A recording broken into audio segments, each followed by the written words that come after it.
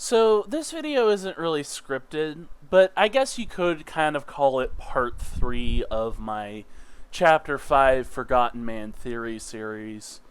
Um, I wanted to discuss the reason Kris went to therapy.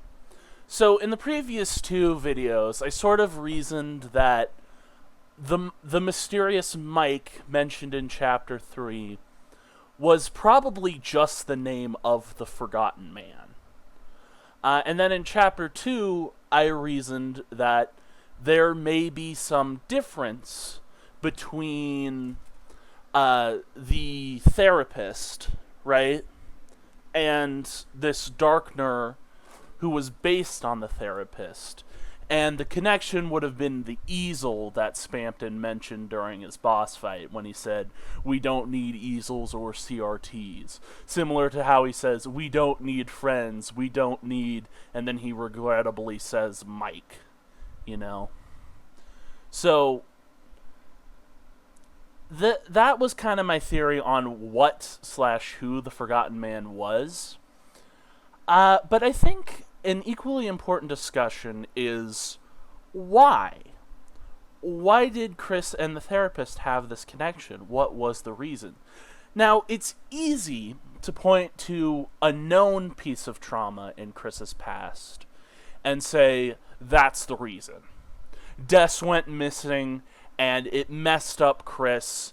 Maybe Kris even felt responsible for Des's disappearance and needed a therapist who would remind them not to blame themselves for that.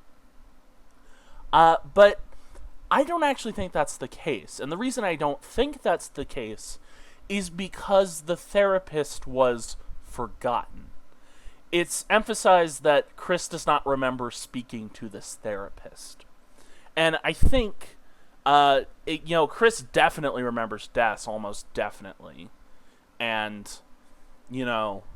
would probably have been an age to start having, permanent memories at the time Des went missing.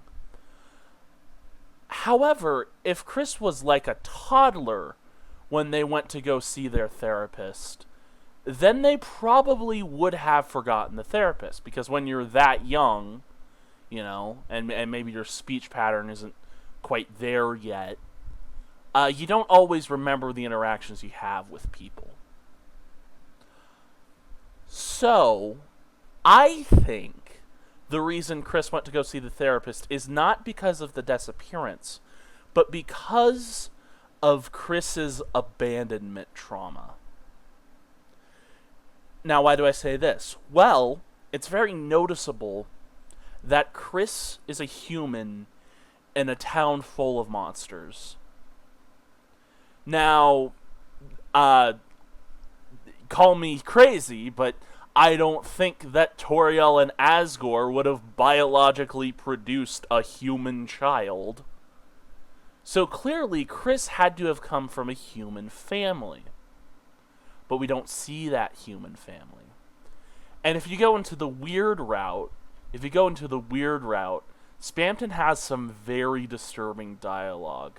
"I found you at the bottom of a dumpster. Back when you were a little sponge at the bottom of a dumpster. When you're in a broken home, don't come crying to me, wishing you let your old pal Spampton killed you." Abandonment from the humans being taken in by the monsters. Now, if I could draw some parallels, Undertale had somewhat of a similar story.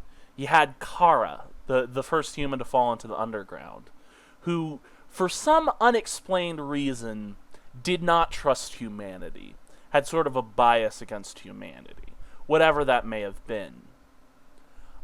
It could have been the exact same story. Kara was abandoned by their parents, went to a mountain to kill themselves, but then ended up in the loving arms of the goat parents,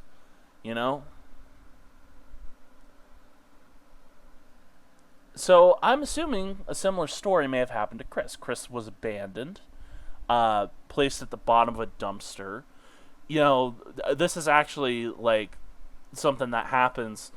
Unfortunately, I mean, Family Guy had a whole musical number about it, but sometimes, a woman will give birth and then just go throw the baby in a dumpster because they don't want the baby.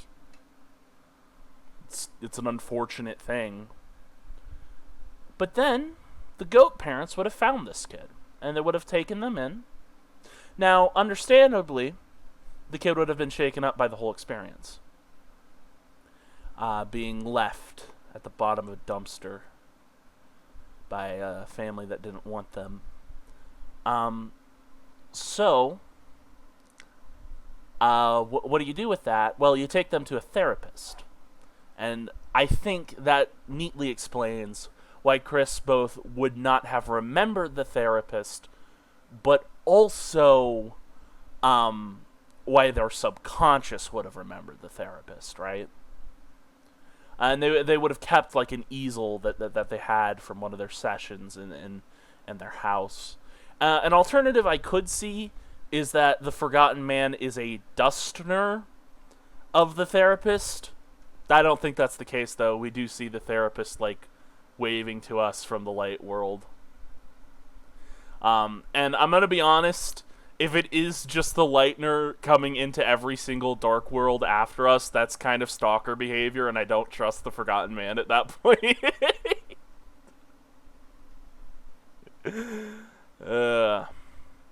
Now, there is some possibilities that Kris's therapist was Gaster. That is a possibility. I hazard to say that I think Gaster is the ethereal voice at the beginning of the game, and during the night fight, and at the end of Chapter 4. Like, I think that's who Gaster is, and I do think that's a decidedly different character than the Forgotten Man. But, I think it's just... I wanted an epilogue video. I mean, and this one didn't go into depth as a lot of stuff as, like, the other ones did. But it didn't have to. I just wanted to, finish the series, I guess, with like an extra thought I had. Okay, bye.